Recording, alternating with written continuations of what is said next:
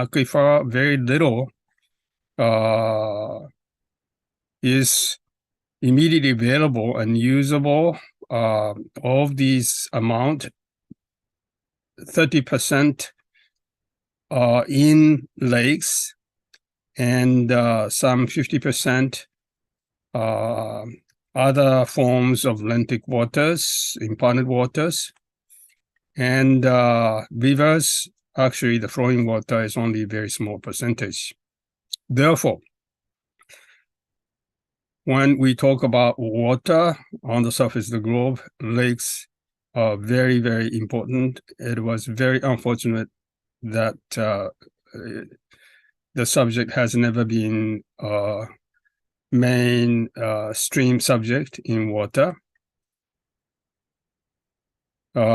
Despite the fact, for example, this global map indicating the regions with human water security threats, as well as biodiversity security threats, that pretty much coincide where the degrading and threatened lakes exist. What about SDGs?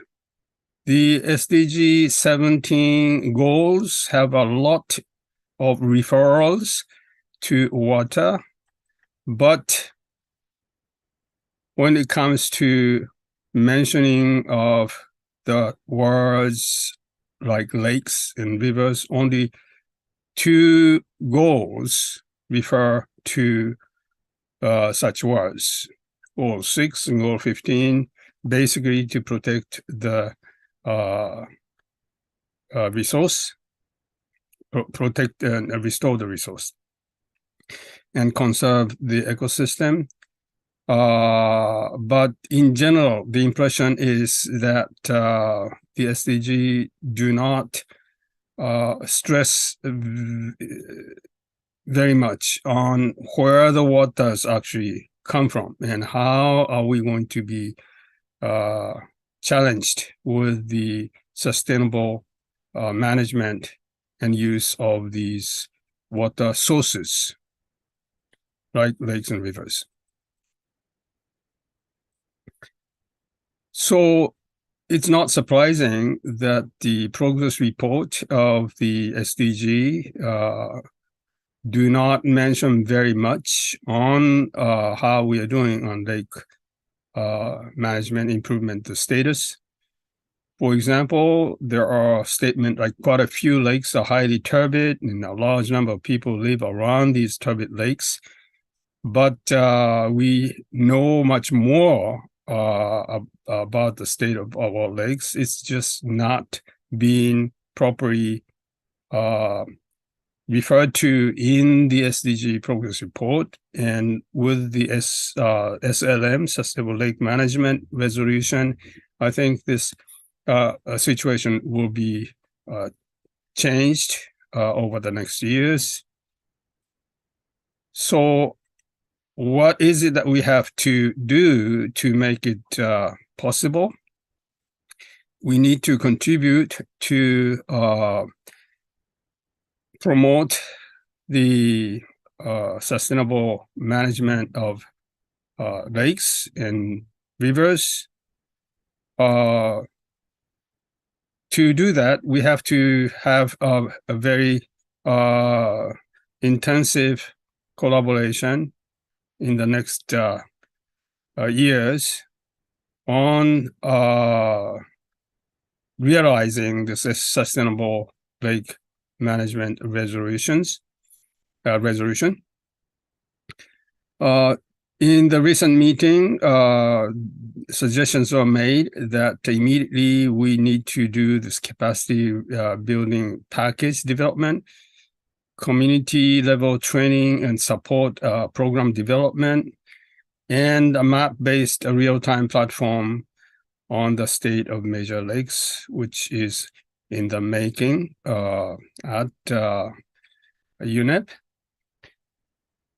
In addition, for example, we will have to continue to promote the opportunities like Walt Lake Conference that ILAC has been implementing over the past 30 years, the cross-fertilization of global experience, the 19th World Lake Conference to be held in Balaton, Hungary, in next year, October. Hope many of you will be able to attend. And of course, the Living Lakes will be a very important partner. Well, ILAC has been graduating quite a few trainees on the subject of lake basin management.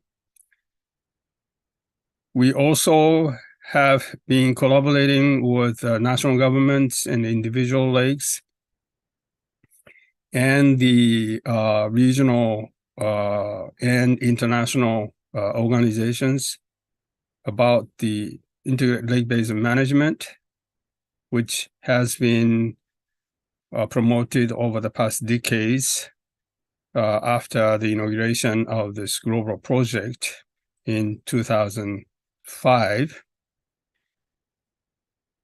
Also, we have been producing knowledge development and sharing programs. We have this Lakes and Reservoirs journal. We have many resource materials, free downloadable, available in various, to be used in various workshops. We're developing this knowledge-based system to be hopefully used extensively through this implementation of sustainable lake management.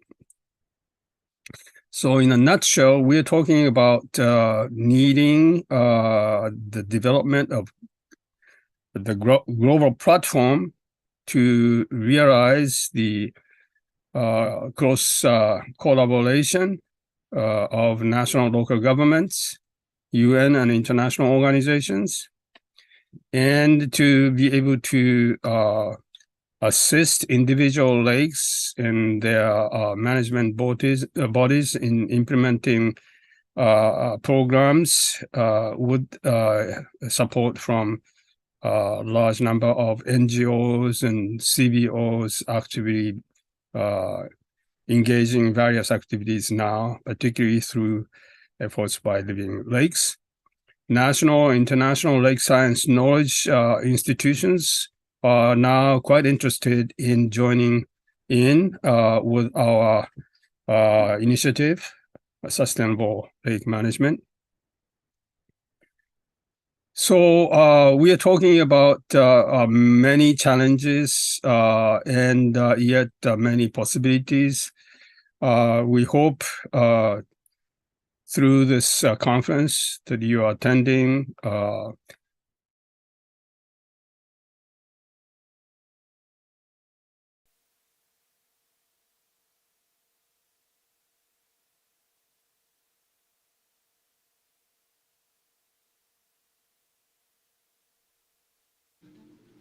This finally is by Juan José. Y veo que ya está en la pantalla acá, así puedes empezar. Gracias. Vamos. Gracias, profesor. Vamos a escuchar qué me vas a decir. Solamente empezar. Bueno. Señorita. ¿La puedes presentar? Sí. Ya, pero no aparece en la pantalla.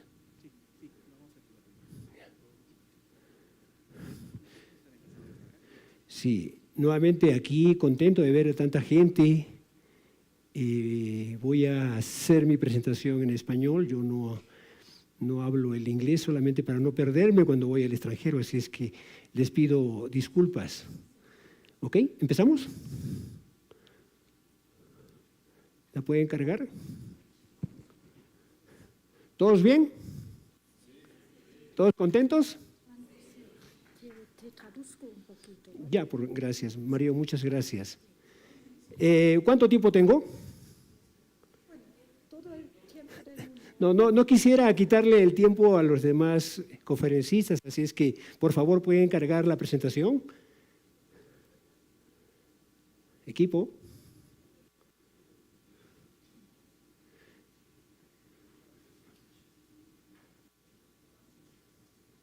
¿La presentación? Bueno, esto nuevamente quien les habla y les saluda es la autoridad Lago Titicaca. Mi nombre es Juan Ocola, creo que todos me conocen. Simplemente vamos a la presentación. Nos encargaron hablar de lo global a lo local, cuestiones ambientales de los lagos y humedales en la región del Titicaca. Creo que es una presentación que nos va a dar un pincelazo técnico de la situación que sucede en esta gran cuenca peruano-boliviana. Oiga, señorita, nada. O en todo caso, no sé si desde ahí pueden...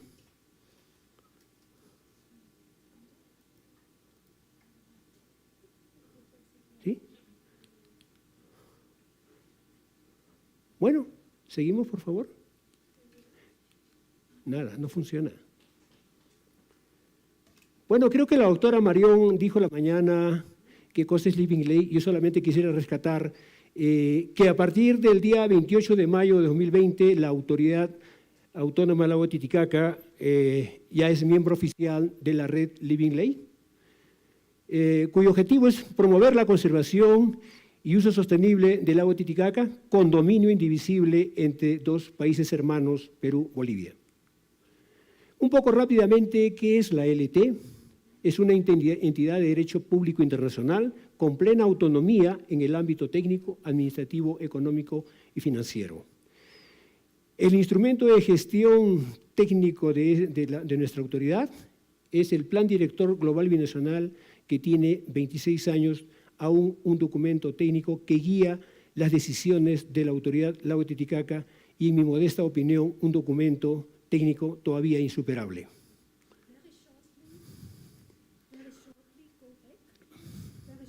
What is ALT? ALT is a public entity and is responsible for the international binational cooperation, coordination of Lake Titicaca. Creada en 1992, y aquí algo importante, ¿no? Que fue creada mediante el rango de ley pasada por los congresos de Perú y Bolivia. Esto nos da la característica de ser una institución a nivel mundial que tiene este respaldo político de dos gobiernos. It has been created in 1992 and it has been created by the two states, Peru and Bolivia, and therefore they have also the support, the official support, the legal support of the two states. Depende funcionalmente de los ministerios de Relaciones Exteriores de Perú y Bolivia. El objetivo de nuestra LT es contribuir a la conservación, control y protección de los recursos hídricos e hidrobiológicos y gestión ambiental en el sistema TDPS, Titicaca, Desaguadero, Popó y Salar de Coipasa. And their main objective is to promote and to realize activities and programs and projects which contribute to the conservation, to the control and to the protection of the hydraulic resources and to the management, to the environmental management of the hydrological systems of the hydrological systems. Perú y Bolivia, países hermanos, unidos por la historia y las aguas del majestuoso y milenario lago Titicaca. Eso es lo que nos une a dos países hermanos por la historia y por muchas otras razones. Por eso le pido un aplauso, porque vale la pena el Titicaca, que hermana a dos países.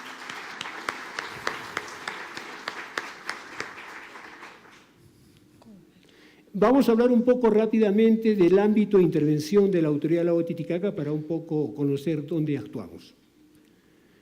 Este es el gran sistema Titicaca, Desaguadero, Popó y Salar de Coipasa.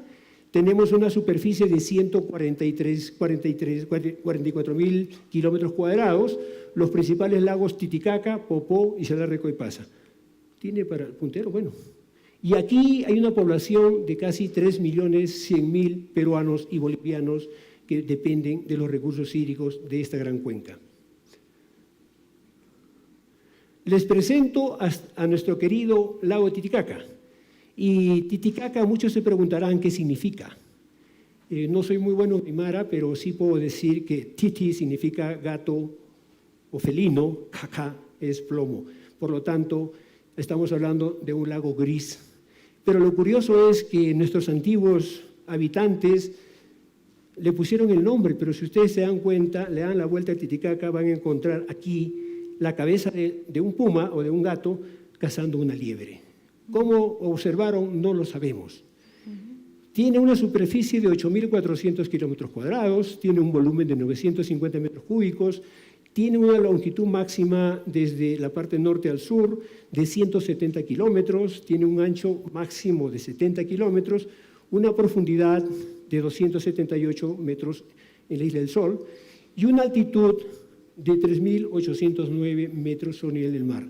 Si nosotros miramos por aquí para abajo, estaríamos casi a 4 kilómetros por encima del Océano Pacífico y el Atlántico. En esta cuenca, solamente en el área peruana y boliviana, viven más o menos 2.300.000 peruanos y bolivianos. Es un sitio Ramsar, en el caso de Bolivia, declarada en el año 97 y en Bolivia el año 98. It's understandable. Okay. Sí.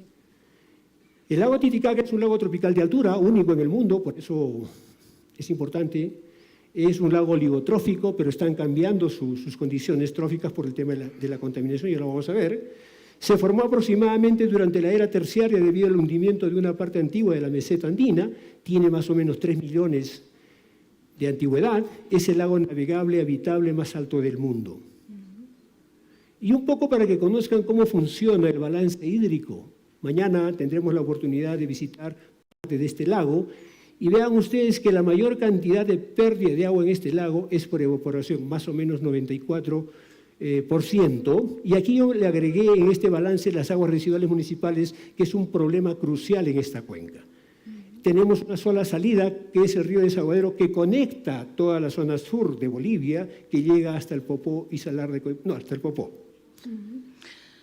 The main income of water is precipitation. You see here 55.5%.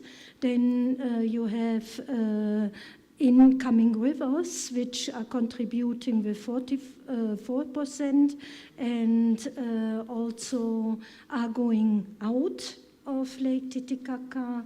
And of course, you see here that the wastewater of the municipality is going into the river, and then it comes to Lake Titicaca. Gracias. La evaporación, 436 metros cúbicos por segundo es lo que se pierde hacia la atmósfera, porque es un gran espejo expuesto a la alta radiación solar a 3.800 de altura. Bueno, en este espejo de aguas, bueno, y lo he tomado literal porque creo que es importante esa connotación, es el espejo de agua, sirve como un termorregulador. Si este lago no estuviera aquí, seguramente que todos tendríamos mucho frío. Y ha propiciado su milenaria ocupación humana, así mientras la ribera noreste del lago Titicaca y algunas de sus islas están pobladas por comunidades quechuas, la mayor parte de sus orillas está habitada por comunidades aymaras. Aymaras es al sur, quechua hacia el norte, y provienen de toda una gran historia de los Tiahuanacotas, los Collas, los Puquinas, etcétera, etcétera. Also the lake is providing a very important service, which is microclimate. Without the lake, we would have a lot more of cold here, and therefore it was also possible for these different indigenous communities to start to live around the lake. And you see here, you have communities Quechuas, and you have communities Amarayas, etc., which are living around the lake because of the microclimate. Voy a permitirme expresar un saludo en aymara, que es un idioma nativo, Kamisaraki. ¿Cómo están? Y ustedes responderán Waliki, ¿ok? Kamisaraki. El lago Titicaca, el 19 de febrero del año 57, fue declarado condominio indivisible entre Perú y Bolivia.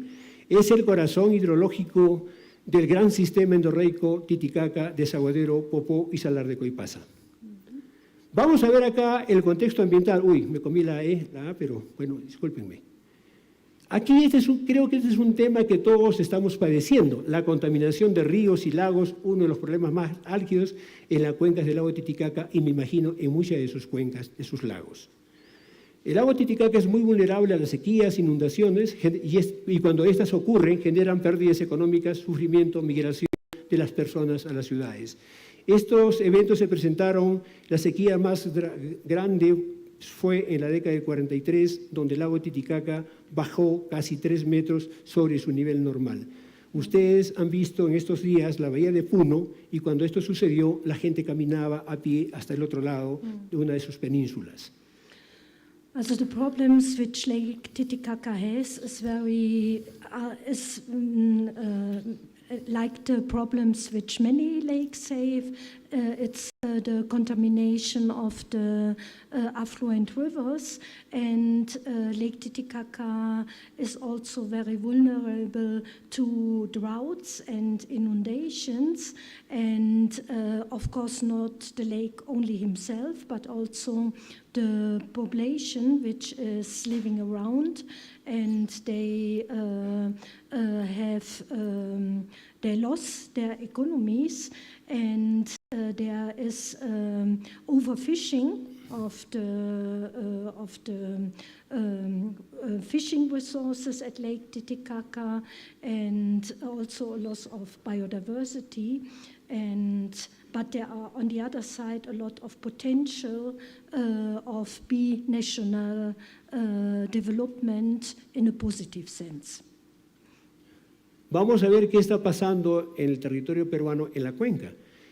A veces no es muy bonito hablar de las cosas un poco feas, pero yo siempre decía en conferencias anteriores que a veces lo bueno, lo bonito se conserva, pero lo que se gestiona son los problemas, las soluciones a los problemas. Fuentes contaminantes en la cuenca del lago Titicaca es un tema que lo tenemos desde hace muchos años y aquí en esta lámina pueden ver ustedes la contaminación por la minería ilegal e informal desde el año 2000 aproximadamente, y esto sucede en una de las cuencas importantes del lago Titicaca llamada el río Ramis.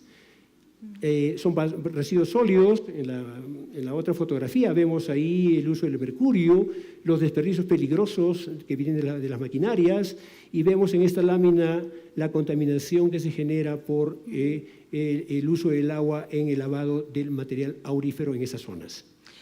Also one of the biggest problems for Lake Titicaca is the contamination of illegal mines. And you all are expert in this, therefore I not need to explain what does it mean, contamination por mining. Miren ustedes, otro problema que tenemos son los pasivos ambientales mineros. Yo no sé si en otros territorios o países habrá esto, pero aquí en el Perú y exclusivamente en esta parte de la cuenca existe esto. Tenemos más o menos al año 2017 862 pasivos ambientales mineros, de los cuales nos preocupan las relaveras, las bocaminas y las desmonteras. Y un poco para los hermanos que no conocen, o quizás mayor información, aquí hubo minería antigua, donde sacaban minerales socavones, procesaban minerales y dejaron las relaveras, es decir, los desperdicios de la actividad minera que se constituyen en un poderoso fuente de contaminación. And you see here there are 862 mining entities in the watershed of Lake Titicaca, which are provoking the biggest impacts on the lake. Aquí les presento las fotografías que más o menos respaldan lo que vengo diciendo. Todo ese color de aguas que ven ahí proceden de las aguas ácidas de Bocamina y estas acarrean metales pesados. ¿Qué pasó con la...? Ya, ok, voy a avanzar. Uy, ya, voy a correr para terminar. ¿Sí?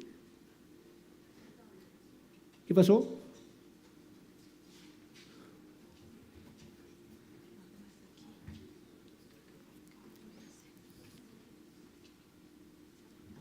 Estimado, no cuentan los tres, ¿no?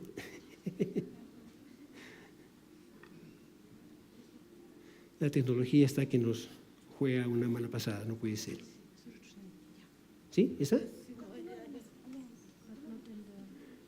Bueno, en respecto al tiempo, yo voy a pasarme varias diapositivas para llegar a algo que realmente consideramos importante y tenemos que ver con los desafíos que seguramente también muchos países enfrentan esta situación. Pero quisiéramos ver la presentación. La puedes ver desde aquí. A ver. Con José. Ya, ok, gracias, muy amable. Desde aquí para sí. ¿Y ahora cómo se pasa esto? Ah, ya volvió. Por favor, ¿pueden ayudar con esto? Gracias. Bueno, pasamos rápidamente. El problema de aguas residuales municipales, que creo que es un tema en todo el mundo, y aquí es una de las principales fuentes. Todos los ríos y el Titicaca son las fuentes o los receptores finales de todo este tipo de contaminantes. Las basuras, otro gran problema, más de 130.000 toneladas al aire, sin contar en la cuenca del lago boliviano, ¿no? La piscicultura, que aquí tenemos mucha piscicultura en el Titicaca. En esta foto vemos al sur cuánto de truchas se hacen y también ellas contribuyen con la contaminación, principalmente con materia orgánica y nutrientes. Also, you will find all the big problems in this lake, contamination because of untreated wastewater coming from the municipalities, waste which is gathered to the lake, and also aquaculture which contributes to lake contamination. Un dato importante, solo entre 2001 y 2017 se estimaron que la producción de truchas generó casi 93.000 toneladas de excretas que van al lago Titicaca. En Bolivia es lo mismo, no voy a detenerme en esto porque es la situación muy similar a nosotros, ya lo tenemos en el Perú, este es lo que pasa en Bolivia. El problema de aguas residuales municipales, este es un río Catari a la desembocadura en el lago Menor, vean ustedes lo que está sucediendo. Y también tenemos el tema de la ganadería, que es un tema del cual no se habla, es una contaminación difusa, casi invisible, de las cuales nadie quiere hablar, ¿no? También tienen pasivos ambientales mineros, es muy similar. El lago Titicaca es el receptor final de toda la carga contaminante generada por las actividades antropogénicas llevadas a cabo en el ámbito de su cuenca. Y este es un mapa que resume lo que he dicho. Aquí, nosotros estamos aquí en esta zona, vean ustedes, afectada por la contaminación, el río Coata, el río Ramis, el río Suches, el Queca, la bahía de Coana, la bahía de Yunguyo y los puntos amarillos, la piscicultura. Bueno. And additionally to the problems in Peru, in Bolivia, additionally there is a problem of diffuse contamination by livestock. Y aquí me permití lanzar una pregunta. ¿Soluciones a la fecha? Ninguna. Estamos en proceso y eso creo que debemos reforzarlo. Otros cuerpos de agua afectados por la contaminación, el lago Popó, el lago Urouro, en la zona sur del Gran TDPS, que también tiene afectación con connotación social a todos los hermanos bolivianos de esa zona. Fuentes contaminantes en las cuencas Urouro es muy similar a lo que hemos descrito en la cuenca del Titicaca. Vean ustedes lo que pasa allá. There are other lakes contaminated and in similar conditions like Lago Popo and Lago Uruuro, and the problems are the same. Y los principales desafíos, aquí tenemos tratamiento de aguas residuales municipales, en el Perú tenemos 91 distritos, solamente se ha intentado atender a 10, pero hay un problema de gestión del mismo proyecto y hemos vuelto a foja cero. Tenemos el cierre de pasivos ambientales, que todavía no tenemos ninguna acción concreta. La gestión integral de residuos sólidos es un tema bastante complicado que aún todavía uno que otro lugar se está abordando. Y un tema importante que me parece que también están en otros países es la educación y sensibilización de nuestra población. La población en nuestra región, en nuestras cuencas, pareciera que está de espaldas a una realidad cuando sabemos que son parte del problema y al mismo tiempo parte de la solución. And it is very well known what needs to be done. Treatment of wastewater coming from the municipalities to close in a passive way, I don't know what it means, the mining sites, the illegal mining sites, and to become better in the management of solid waste and education and sensibilization. Yeah, this is what needs to be done additionally to improve in a sustainable way la pesca, el fishing, the fishing. Bueno, necesitamos más o menos para arreglar todo este problema $300 millones o más para atender todo lo que hemos dicho arriba. Y es un tema que tiene que ver con decisiones políticas, porque ya el día de hoy ya sabemos que existen muchas tecnologías a nivel mundial, solamente falta decidir y poner los recursos, que creo que este lago Titicaca, nuestro majestuoso lago Titicaca, es invalorable, como seguramente muchos lagos en el mundo de los que hablaremos en esta tarde. And it is estimated that at least 300 million dollars are needed to solve the main problems, and it is a question of political decision making to put Lake Titicaca in the priority list of political decision making. Recordemos que siempre será menos costoso prevenir que descontaminar los lagos y humedales. Muchísimas gracias y disculpen que me haya robado un poco de tiempo. Gracias.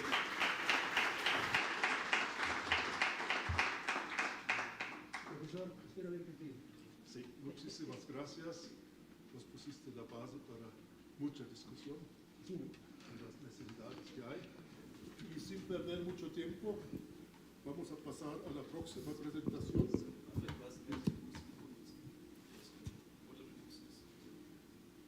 Ahora sí. Sí, muchas gracias. Pusiste la base para muchas discusiones que vamos a tener. Y ahora pasamos a la próxima presentación que desafortunadamente trata de un tema que nos preocupa muchísimo en Europa en este momento por la guerra de Rusia, o mejor de Putin, no son los rusos, de Putin contra los países bálticos. Y vamos a escuchar Margit Säre from PEPSI, Center for Transboundary Cooperation in Estonia, and these three Baltic states, Estonia, Lithuania, and so on, are very much affected by the war. Please, you have the floor.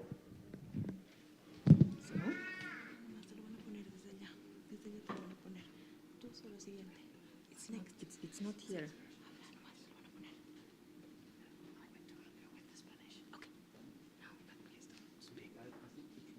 Okay. It's still not on. No? Okay. Buenos días. So glad to be here from Estonia, very far away. And so my dream has come true because my very big love is to transboundary lakes, and to be here in Titicaca. I'm really, really glad of this opportunity. So thank you very much. Muchas gracias.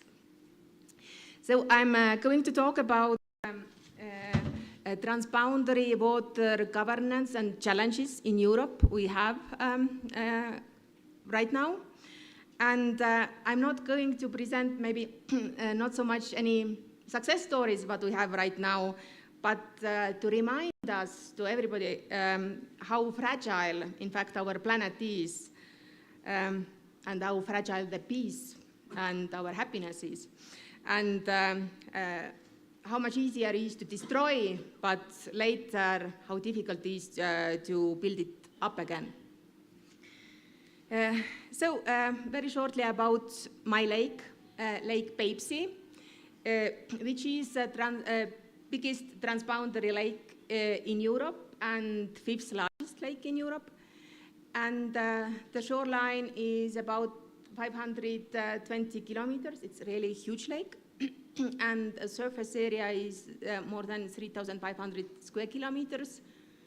And 44 belongs to Estonia and other part to Russia. And it's a shallow lake. So this is how our lake looks like now. In winter, we have ice cover. We have a lot of fish in the lake, almost 37 species. And in wintertime, you can also fish. And it's going by itself. And ice fishing is also a big tourism attraction. So our NGO has been working for more than 25 years with Lake Peipsi communities, with environmental education, heritage issues, nature tourism, and we have many cooperation projects with other lakes in Europe, but also, for example, in Africa. And I personally have worked with Russian NGOs, schools, municipalities for almost 20 years. And I had good friends and partners and everything that was until February this year. And in Europe, everybody knows what happened in 24th of February. I don't know, in South America, probably this does not touch you so much as it does in Europe. So basically, the war started in Europe, or the Russian invasion started with airstrikes all over Ukraine. And what it meant all political situation basically changed all over Europe, European neighboring countries. And it had enormous, of course, political, but also economic, ecological consequences, not only to Ukraine, Russia, but also to the European countries. And it has modified also a lot the environmental agenda of all over European continent. And we do not have any cooperation projects with Russia and Belarus, who is partner with Russia, anymore. No scientific projects, no joint monitoring on transboundary waters take place. I have not personally talked with my partners in Russia for how much is now? 8 months. So let me say how well the transboundary governance in Europe, in fact, developed last, let's say, 20, 30 years. That European environmental agenda was really important for Europe, European Union, and also our neighboring countries. And EU is a party of a number of international agreements. And when we talk about transboundary waters, then probably UN Transboundary Water Commission is a very important one, where our country and Russia is also part. And the EU states have concluded numerous basin-specific agreements, also with non-EU countries, meaning with Russia and Belarus and Ukraine. And when to talk about transboundary water cooperation in Europe, probably the Finnish-Russian transboundary water governance has been one of the stars in that. And there was even one study 3 years ago where all over the world the transboundary water governance was ranked, and the Finnish-Russian cooperation won the first prize. And they have been working since 1964, and they have very well established cooperation. And other very good example is where GNF works, Lake Bodensee and Constance, which is a transboundary lake between Germany, Switzerland, and Austria. And here is the map of wetlands in Europe, and you can see that really in Finland there are a lot of lakes and wetlands, and which also border with Russia. And in my country, Estonia, we also had quite good transboundary governance with Russia. Our Transboundary Water Commission works since 1997. And there are two Transboundary Water Commission, one on fisheries and other water management. And I have talked with the ministry people before coming here. And so we can say that this transboundary water commission work, basically now, today, it continues more unilaterally. They both sides, Estonian side and Russian side, the same in Finland and Russia, they do their work, but the communication is really very, very minimal. But what I learned just a couple of days ago, Estonia and Russia fisheries commissions still met online, and they have made agreement on the fish quotas for the next year. So some minimal cooperation still, not cooperation, exchange of data exists, but no any joint studies on the lake or scientific cooperation or joint meetings or NGO cooperation, nothing like that. So let's see some things what this war have, what does it mean to Europe? Obviously there are catastrophic socio-economic consequences. Thousands and thousands of people are killed in Ukraine, but also environmental disasters. And it's not only in Ukraine, it's also very much affecting all Europe.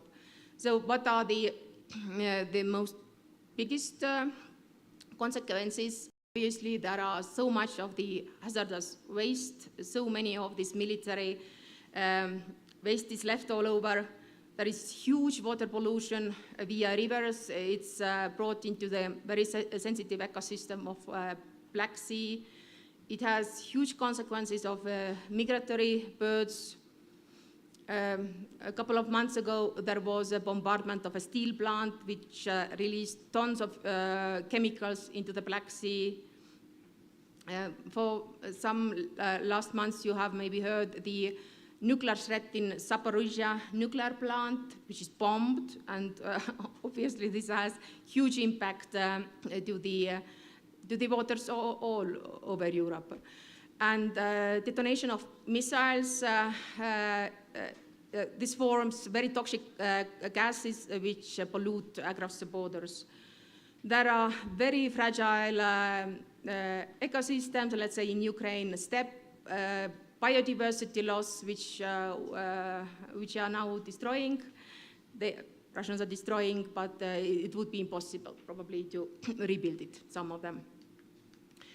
So the future, what will happen after the war is finished, and we really all hope it will finish soon.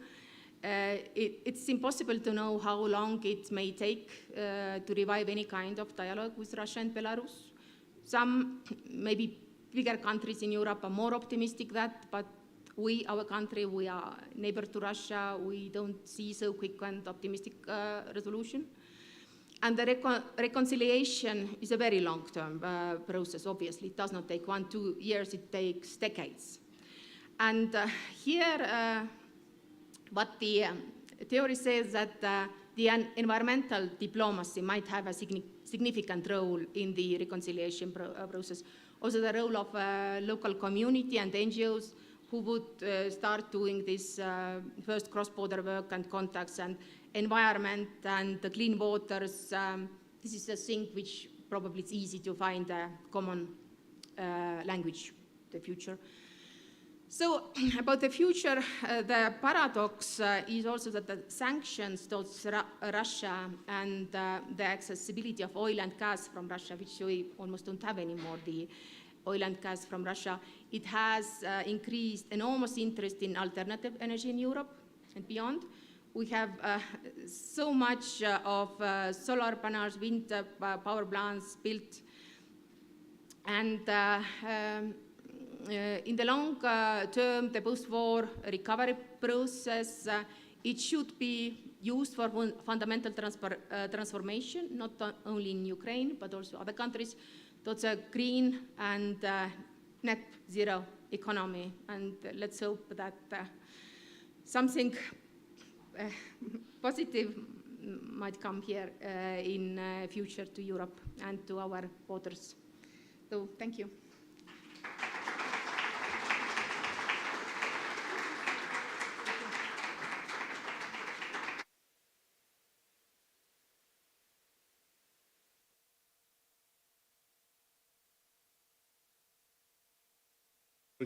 Muchísimas gracias. Nos presentaste algunos problemas que son típicos para lagos transfronterizos, pero creo que nos presentaste también un caso muy especial y creo que es en el nombre de todos necesitamos LAC en nuestro trabajo, pero tú en esa situación necesitas más LAC y te deseamos lo mejor para que lo consigas. Bueno, muchas gracias y ahora pasamos a la última presentación de la mañana, que va a ser sobre desafíos de la gobernanza de las aguas transfronterizas. Y después va a haber unos anuncios de housekeeping para el almuerzo. Bueno, ¿estamos listos a presentar? Muy bien. Mejor, eso funciona. Bueno, gracias. Gracias. Ok, ahora sí se escucha.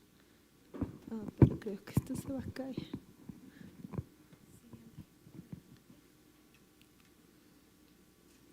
Ok. Bueno, hay un problema con el tamaño de la diapositiva. Me disculpo porque no salga completo. Bueno, muchas gracias.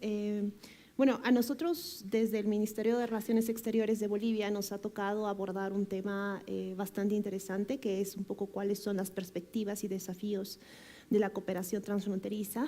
El licenciado Cola ha abordado perfectamente las características del lago Titicaca y del sistema TDPS como un sistema hídrico transfronterizo. Pero en esta diapositiva lo que yo quería mostrarles es ponerles un poco en contexto respecto a los retos a los cuales nos enfrentamos en cuanto a la gestión de cuencas transfronterizas, ¿no? Tenemos un incremento de la población y la demanda de agua que se va a incrementar aún más en el futuro. Los modelos de producción basados en la acumulación del capital, en la sobreexplotación de los recursos naturales aún está en boga. Y tenemos en la actualidad, por lo menos desde 1947, algunos conflictos que están vinculados al uso del agua en cuencas transfronterizas. En el planeta tenemos 276 cuencas transfronterizas, de las cuales el 65% las gestionamos de forma compartida. Y tenemos un contexto de una agenda global que nos orienta a poder garantizar la disponibilidad y la gestión sostenible del agua para el año 2030. We have large challenges to face towards 2030. En este contexto, nosotros queríamos presentarles un poco cuáles son los pilares del Estado Plurinacional de Bolivia para que nos guían hacia la gestión de los recursos hídricos transfronterizos. Y estos son el vivir bien, la diplomacia de los pueblos y la armonía de la madre tierra, que básicamente nos indica de que hay conceptos que tienen que orientarse a defender la vida, no solamente del ser humano, pero también de los seres vivos de la tierra. Not sure if the translation is working.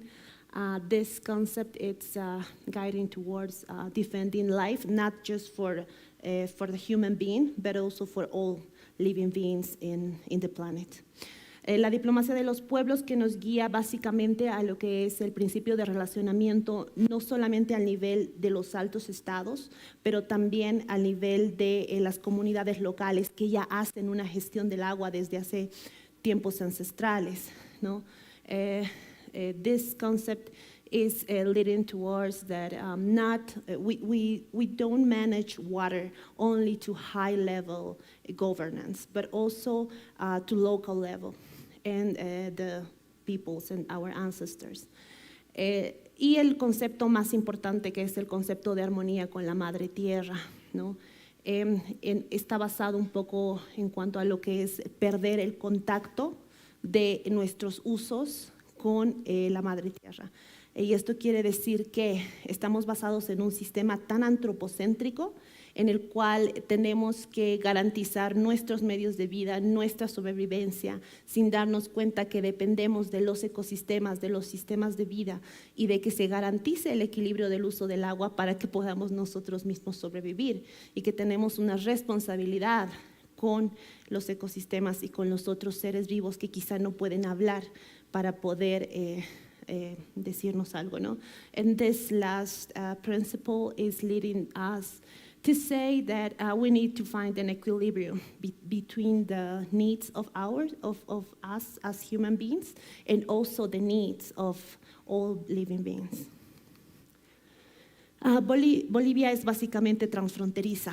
Nosotros somos parte de la cuenca del Amazonas, la cuenca endorreica y la cuenca del Plata. Tenemos alrededor de 34 cuencas transfronterizas, y esto hace a que podamos gestionar nuestros recursos hídricos en ese contexto.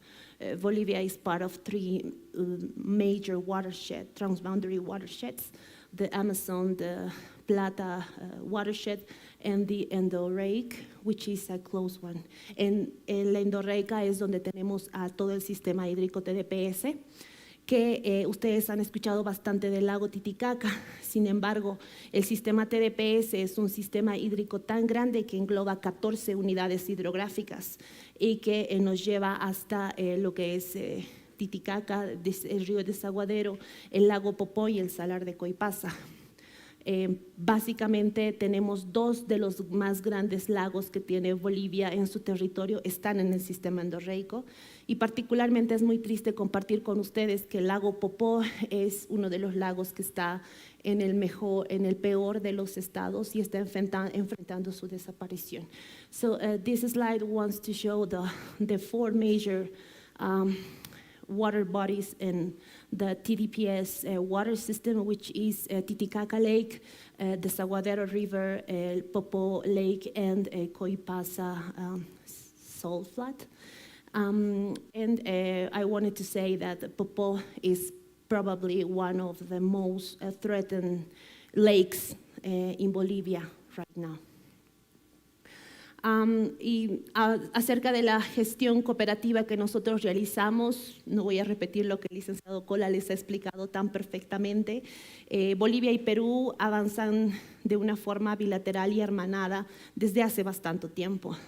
Básicamente en la década del 57 nos reunimos para gestionar de forma compartida, empezando por el lago Titicaca, pero entendiendo que forma parte de un sistema hídrico que es uno solo, y lo que nos ha llevado a consolidar no solo la ALT, sino también un sistema de trabajo a través de encuentros presidenciales y gabinetes binacionales que tenemos desde el 2015, que demuestran la voluntad política de ambos estados para avanzar en la gestión de los recursos hídricos transfronterizos, y muy particularmente los planes de acción tienen un eje en específico, que es el eje de recursos hídricos transfronterizos. El último plan de acción que tenemos es el de La Paz en el 2021, donde participaron ambos presidentes y en el cual hemos consignado 17 compromisos que nos ayudan a abordar las principales problemáticas que tenemos. So more than just the binational authority, which is ALT, we also have a mechanism which is based on presidential encounters and binational encounters of ministers, and also action plans. And they have one axe that is oriented to the transboundary cooperation and management of our transboundary watershed. I wanted to share, quería compartir con ustedes algunas de las perspectivas que es básicamente lo que me han encomendado hacer. Y una de ellas es el poder avanzar hacia una gestión eficiente, sostenible de nuestros recursos hídricos transfronterizos. Y esto está orientado a la celebración de acuerdos que pongan énfasis en la sostenibilidad, además de un uso y aprovechamiento racionales. Todos sabemos cuáles son los principios que rigen el uso y la gestión de las aguas compartidas. Básicamente, quizá el principio mayor de ellos es el aprovechamiento y uso razonable, equitativo y razonable, ¿no?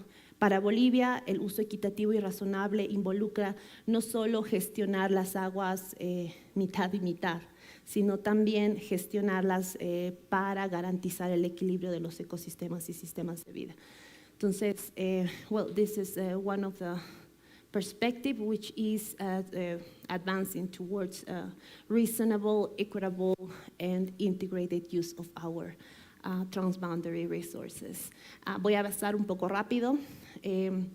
El otro elemento es el promover consensos. Ya les he mostrado cuáles son los mecanismos que tenemos entre Perú y Bolivia. Muy cabalmente nuestros hermanos de Perú me van a complementar al decir que estamos avanzando en la concreción de estos compromisos con los retos y desafíos que tenemos, que van a ser parte de esta diapositiva.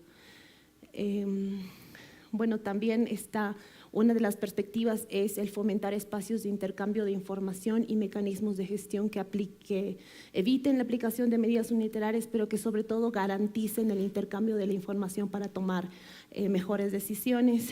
Bolivia y Perú estamos avanzando en eso. Estos son algunos de los compromisos que tenemos. Bolivia and Peru, we have some compromises that are leading us to establish monitoring and more effective monitoring systems and other mechanisms that guarantee the exchange of information between both of our countries. Un elemento muy importante es el cooperar entre todos los actores y de forma inclusiva. Este es un concepto que nosotros lo denominamos como la gobernanza multinivel, y quiere decir que quienes tenemos que gestionar los recursos transfronterizos no solamente estamos en los niveles más altos de decisión a nivel de los estados, sino estamos en los niveles departamentales, regionales, incluso locales. So this principle leads us to say that we need to include all the peoples, all the actors that needs to be included towards the transboundary water management. Y también tenemos que avanzar en el reconocimiento del derecho de agua, no solo para los seres humanos, sino también para los seres vivos. Esto es algo que ya les había compartido cuando hablábamos de los principios. Y básicamente estas diapositivas se las vamos a quedar. Nosotros hace una semana hemos concluido el segundo Simposio Internacional de Aguas Transfronterizas en América Latina y el Caribe. Este ha sido un espacio muy importante de diálogo en el cual hemos juntado alrededor de 19 países, alrededor de 12 organismos de cuenca y también más de 30 instituciones de la cooperación, académicas, entre otras, con los que hemos discutido cuáles son estos retos, ¿no? Hemos destacado la importancia de la cooperación, del fortalecimiento de la gobernanza hídrica compartida. Básicamente, por ejemplo, Bolivia y Perú estamos avanzando en fortalecer a nuestra autoridad binacional, que es uno de los retos que tenemos, y también resaltar la importancia del rol de la mujer. Esto ha resaltado bastante la inclusión de los pueblos indígenas, fortalecer los recursos tecnológicos. También se ha coincidido en que estas metas necesitan de la construcción de alianzas. No es solo voluntad política lo que necesitamos. Para los países que estamos en vías de desarrollo, necesitamos del apoyo de la cooperación, del apoyo de la academia con investigación, para establecer alianzas que nos permitan conseguir estos retos, ¿no? Entonces, es básicamente, si no me equivoco, esta es la última diapositiva. Bueno, la última diapositiva estaba orientada a compartir con ustedes la importancia de estos escenarios para discutir los problemas que tenemos con rumbo a lo que es la siguiente conferencia del agua de Naciones Unidas en el 2023. So all the conclusions and all the discussions of these kind of events need to be, I don't know if send or show or catalyze the discussions in the next United Nations Water Convention in 2023. Muchas gracias y disculpen por el tiempo. Gracias.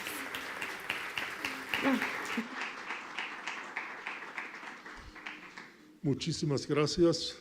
Fue una presentación de verdad excelente, con otros aspectos más que no habíamos escuchado en la mañana.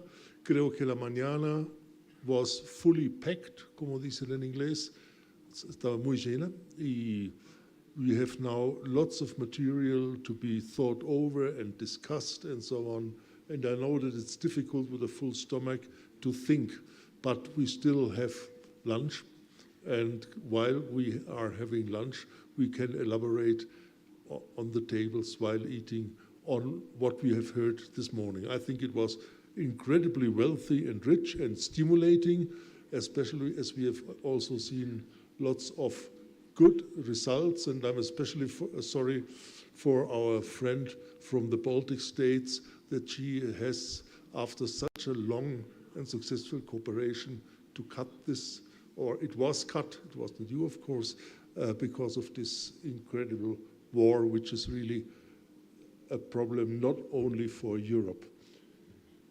Thank you all for your attention. We have a few minutes for questions and answers. So please, you have a question, please. Yeah? It was shared, yeah. Sorry, I didn't mention it. Yeah, you're right. It was shared between you and Marisa. That's very nice. Yes, thank you for drawing it to my attention. With all these changes and so on, something may have slipped to my mind, and I apologize. Sorry? Yeah, of course.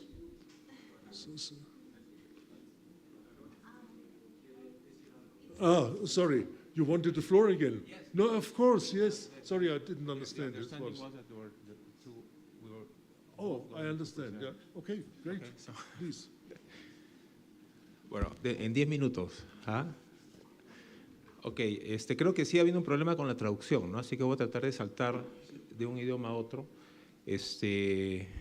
Había una pequeña confusión. La idea era presentar el caso del lago Titicaca entre Marisa Castro y yo, que estamos por coincidencia, además, juntos lo dijimos hace un momento, a cargo del tema de la reingeniería de la ALT, ¿no? Entonces, quisiera, digamos, hacerles la propuesta. I will alternate between Spanish and English so you can all understand, because I think that there is still a problem with the translation. Entonces, en relación a los desafíos, ¿no? Yo quisiera complementar lo que ha propuesto Marisa, explicándoles en líneas generales que cuando hablamos de gobernanza nos remitimos al concepto de que estamos hablando de acciones de coordinación e interdependencia negociada entre diversos actores. Esto en un proceso de toma de decisiones de políticas públicas que en este caso se da en el marco del sistema hídrico TDPS, ¿no es cierto? Cuando se trata de aguas transfronterizas, creo que hay un elemento adicional, es decir, cuando hablamos de gobernanza, estamos hablando obviamente de actores estatales y privados, que es la expectativa que participen en esta gobernanza, pero también un cierto nivel de cooperación, o un gran nivel de cooperación entre los países, como es el caso, el que sea en el caso del lago Titicaca y el sistema hídrico TDPS, ¿no?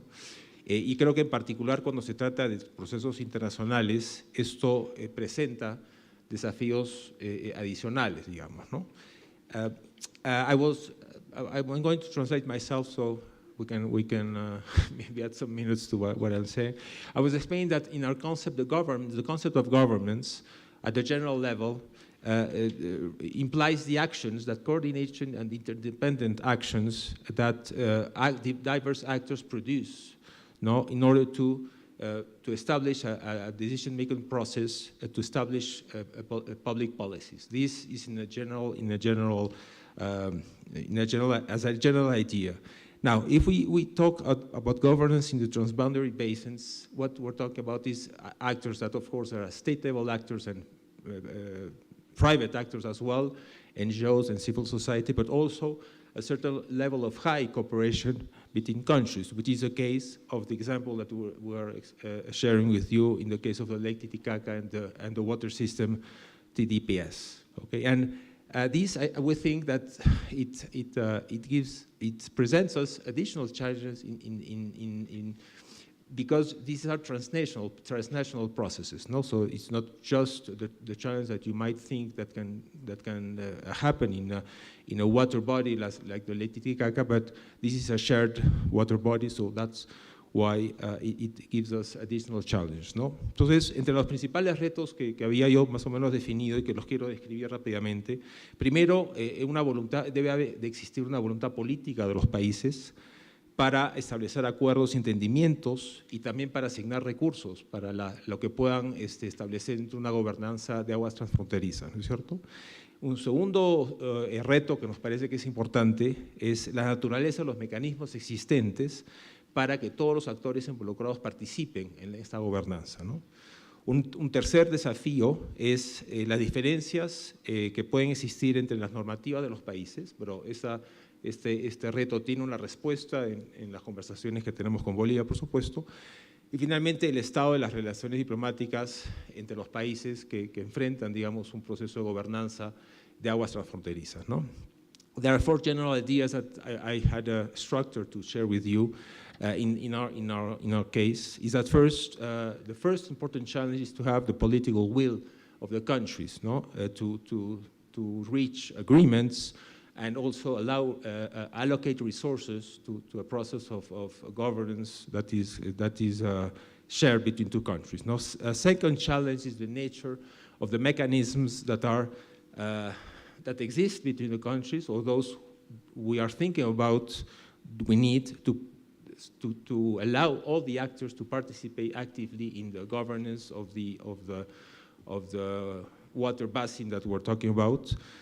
Thirdly, the differences that can rise between the regulations between the countries, and that, of course, it's a challenge, but also it has a response from the countries, and that's some of the things that we're discussing with Bolivia. And finally, the state of the diplomatic relations between the countries, ¿no? So, el primero de ellos, la voluntad política de los estados, existe en el caso de Perú y Bolivia, en el ejemplo del que estamos hablando, ¿no es cierto? Es decir, compartimos 10 cuencas dentro de todo el sistema hídrico TDPS. Hay muchas cuencas que están vinculadas al sistema y compartimos ese interés, no solamente por la existencia de la ALT, sino también a través de la creación posterior a la creación de la ALT de comités o de comisiones técnicas, como por ejemplo aquella que se creó para la cuenca del río Suches o la del río Maure, por ejemplo, ¿no?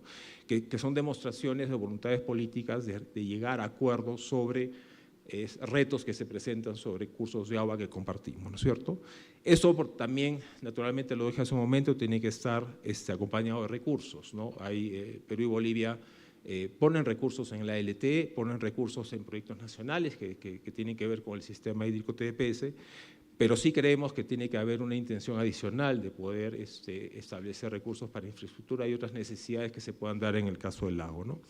So the first one that I mentioned was the political will of the countries. It exists in the case of Peru and Bolivia. It exists because we share all the water system TDPS, of course. We share the ALT. This is the presentation of Jose Ocola was about the organization that we share, but we also have created additional technical commissions when other kind of problems have risen in other parts of the system. No? I mentioned 2 of them. The one related to Rio Suches and the one related to the Rio Maure. Of course, the creation of these commissions is an expression of this political will. And I was also mentioning that it is also important the states, we are already committed with the resources in the ALT, and of course resources that we invest in programs that we have in each side of the system. But of course, there's also an idea that we also underline that it's important to allocate resources in a sustainable manner for the conservation of all the system, ¿no? La segunda tiene que ver con la naturaleza de los mecanismos existentes para la participación de los sectores involucrados y para que sea una gestión integrada efectiva del recurso hídrico, ¿no es cierto? Y acá yo comparto con Marisa la experiencia de ser negociador del proceso de reingeniería de la ALT, ¿no es cierto? Estamos pensando realmente que lo que necesitamos es tener una estructura que fortalezca la ALT.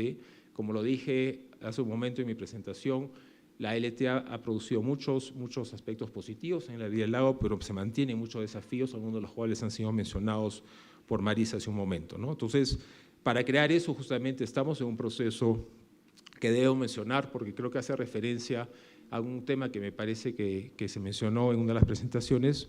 Eso es un proceso que tiene el acompañamiento, además, de la Unión Internacional para la Conservación de la Naturaleza, que es una institución importante que nos está acompañando en el proceso. ¿Ese es un 7 o un 1? 1.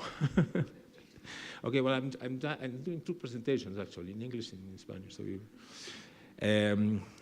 And then, well, I mentioned bueno, mencioné los éxitos de la ALT, pero de todas maneras estamos básicamente en un proceso de reforma que lo que queremos realmente es que el concepto que mencionó Marisa de gobernanza de varios niveles, digamos, que incluya desde los gobiernos nacionales hasta los gobiernos locales, sea efectiva, ¿no es cierto? Y eso requiere una mayor coordinación intergubernamental, ¿no es cierto?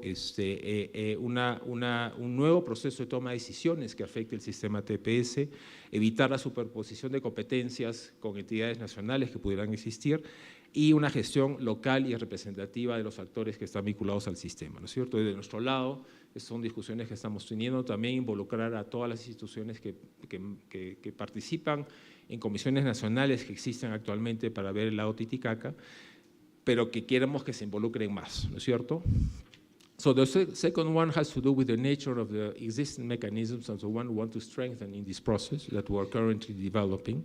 And it has to do with the fact that we want a genuine and integrated management of the resources of the TPS system. Now, I was explaining that in this process that was, I mean, actually it began 12 years ago. We're working the last year with all the efficient that we can to reach a result, we hope soon. And in this process, we are accompanied by the International Union for the Conservation of Nature, which is an important organization that is working with us in this. No? And this idea is, of course, that we can complement all the policies that have been put into place with the ALT, but strengthening the mechanisms that we have right now. And that has to do basically with intergovernmental coordination, which is very important for us, and also the participation, the active participations of all levels of actors that have to do with the system, from the local level to the national level. That, of course, is also participation. We also stress that in our discussions with Marisa, it has to be accompanied with responsibility of all that has to do with them in the conservation of the system, of course, no? And that has to do with the national commissions that we have now, and we want them to have a more active role in the conservation of the system, no? Muy brevemente, porque creo que ya estamos con el tiempo justo, el tema de las normativas es importante, o sea, lo mencioné como un reto, pero tiene digamos, un proceso de conversaciones conjuntas, es que el proceso de toma de decisiones binacional puede ser un proceso que se toma a nivel binacional con respecto a las políticas que queremos establecer en cada uno de los países, pero que tiene una traducción nacional en cuanto a las regulaciones que se pueden dar. O sea, idealmente podrían ser binacionales, ¿no es cierto? Pero creemos que si adoptamos y vamos a hacer una armonización de regulaciones en el mismo sentido, podemos tener también resultados muy positivos, ¿no? The third one I mentioned as a challenge was the difference in the regulations between the countries. This is something that we're discussing. In the discussions, what we're thinking about is that we can have a process of taking decisions binationally, but the translation of the decisions can be taken nationally if that has to do with the adoption of regulations that are harmonized between the two countries, no? Ideally, they could be binational as well, but we're working with the two possibilities, ¿no? Y finalmente el estado de las relaciones diplomáticas, bueno, creo que puedo decirles muy brevemente que son muy buenas relaciones, tenemos una agenda muy grande con Bolivia que no solamente tiene que ver con el sistema TDPS, pero yo diría que tal vez sea uno de los temas más importantes dado la dimensión que tiene el lago para nosotros, ¿no? And finally, the fourth challenge that I wanted to mention to you is the state of the diplomatic relations between Peru and Bolivia. In short, they are excellent, so that gives us a very good ground to allow discussions. Now, in the process that we're now developing to strengthen the ALT, I always say to Marisa that it's more a construction than a negotiation, really, because we have a lot of common ground that we're working with, ¿no? Bueno, esos eran los 4 retos que quería compartir con ustedes y dentro del tiempo en 2 idiomas, así que les agradezco su atención y espero que la información que les hemos transmitido haya sido útil. Muchas gracias.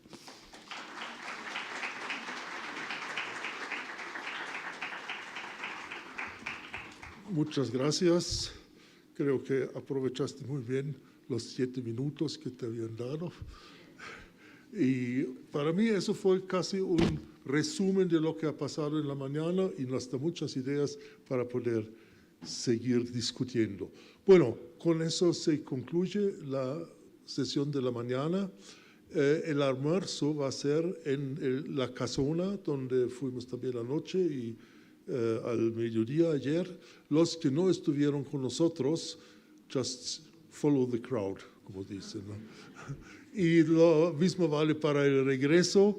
La intención es regresar para las 2, pero viendo que el almuerzo puede tardar un poquito más, ayer funcionó muy bien cuando todos se levantaron, nos venimos y vamos a tener una tarde muy, muy interesante. Pido disculpas a nombre de los coordinadores y organizadores para los problemas técnicos que había y quisiera agradecer especialmente a las 4 señoritas que llenaron la sala con alta moda, elementos folclóricos y muchos colores. Muchísimas gracias. Y todo el tiempo paradas. Fantástico. Bueno, nos vemos allá en el restaurante La Casona. Un minuto. Un minuto, no se vayan, un minuto. Solamente quería decirles que las personas que han recibido esa balsita de totora proceden de artesanos de la isla Queguaya, en Bolivia, quienes trabajan muy bien este recurso natural que abunda en el lago Titicaca. Muchas gracias, solamente eso.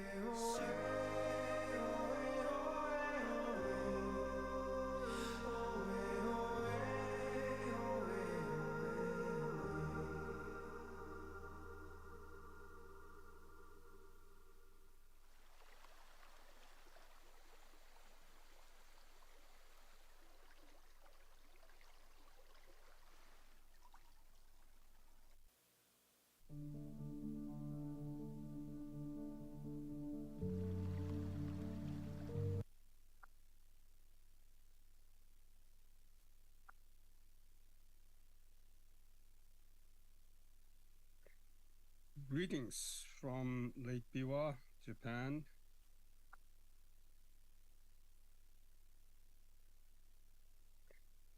Greetings from Lake Biwa, Japan. I'm Masahisa Nakamura, the Vice President of ILEC. Thank you very much for the opportunity to present this subject entitled Sustainable Lake Management, SLM, which incidentally is the title of the resolution adopted at the 5th UN Environment Assembly held March 2022.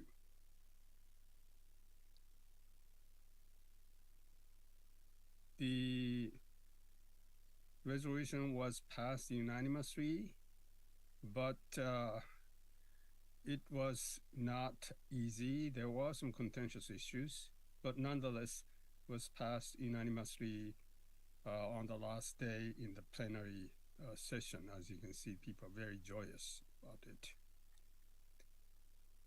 There were 14 resolutions passed at the 5th session. And as you can see, there were other related resolutions to sustainable lake management. But this particular one was proposed by Indonesia and supported by Pakistan. And a large number of organizations like ILEC helped to prepare this resolution over the past years. And Living Lakes was one of the organizations willing to provide support to ILEC in making this resolution realized through the very effort of Indonesia and Pakistan. Let's look at the world's lakes. We are talking about the large amount of fresh water on the surface of the globe, actually existing in the form of ice and aquifer. Very little is immediately available and usable.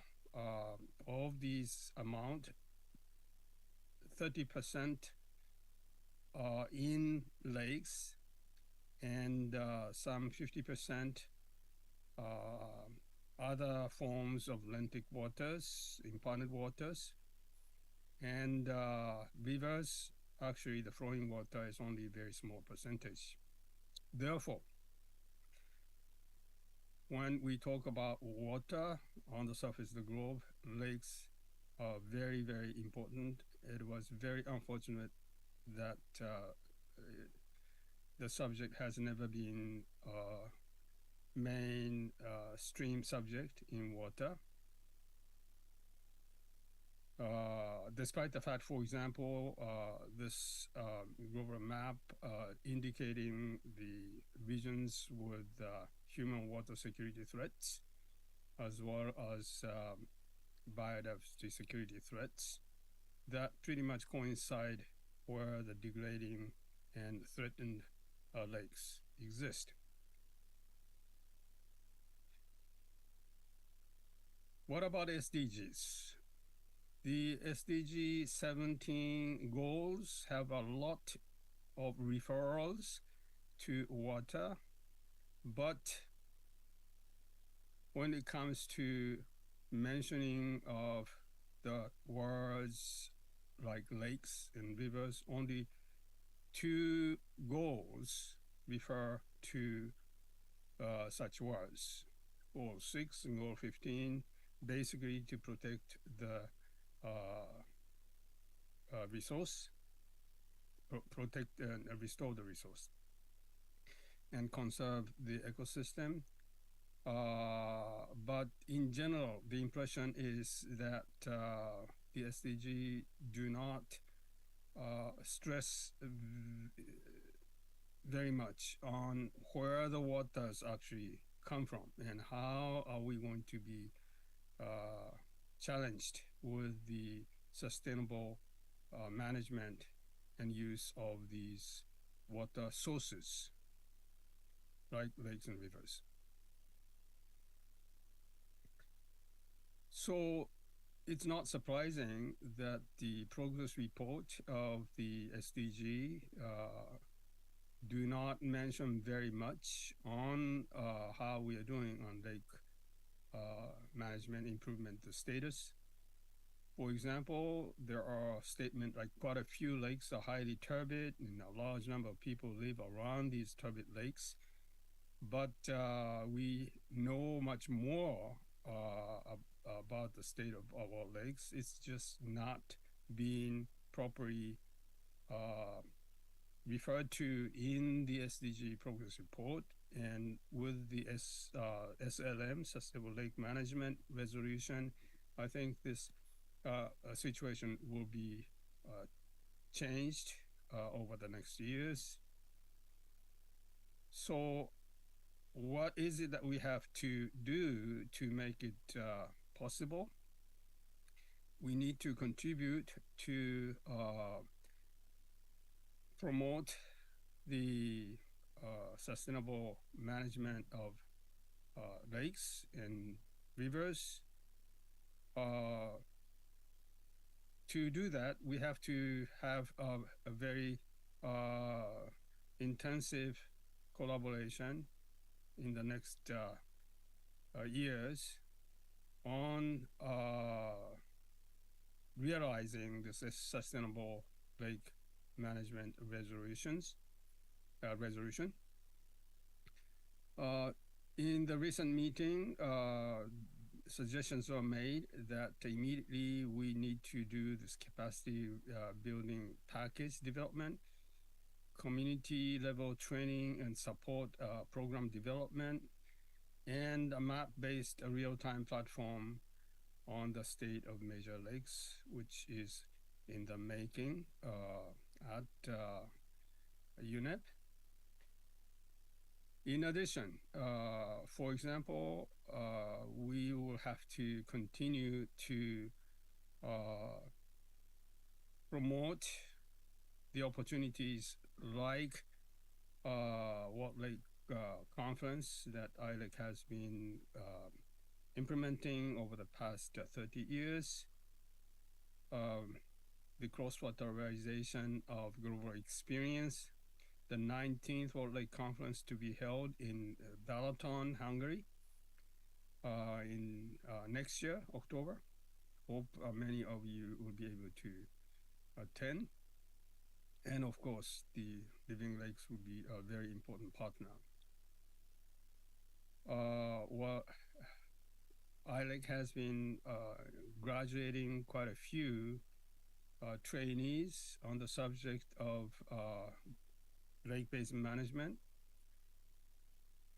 We also have been collaborating with national governments and individual lakes and the regional and international organizations about the integrated lake basin management, which has been promoted over the past decades after the inauguration of this global project in 2005. Also, habla así, ¿no? Yo quería hacer la siguiente pregunta. Yo quiero hacer la siguiente pregunta, ¿no? Ahí y normal. ¿Entiendes? Y ganamos 2 minutos. We have many resource materials, free downloadable, available in various, to be used in various workshops. We're developing this knowledge-based system to be hopefully used extensively through this implementation of sustainable lake management. So in a nutshell, we're talking about needing the development of the global platform to realize the close collaboration of national and local governments, UN and international organizations, and to be able to assist individual lakes and their management bodies in implementing programs with support from large number of NGOs and CBOs actually engaging various activities now, particularly through efforts by Living Lakes. National, international lake science knowledge institutions are now quite interested in joining in with our initiative, Sustainable Lake Management. So we are talking about many challenges and yet many possibilities. We hope through this conference that you are attending, you will produce many important outcomes that would be also contributed to SLM. And we hope to see you again next year at Balaton. Thank you very much for sharing, for me to share this progress in SLM, but along the way, we definitely would like to interact more on the subject. Thank you very much. Gracias.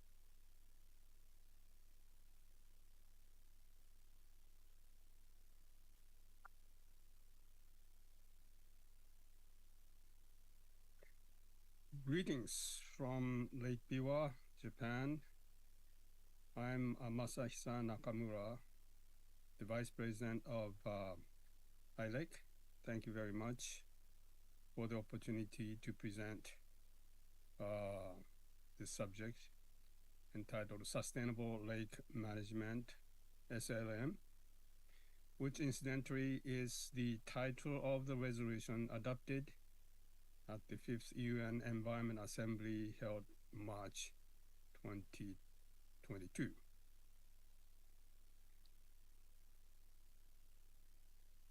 The resolution was passed unanimously, but it was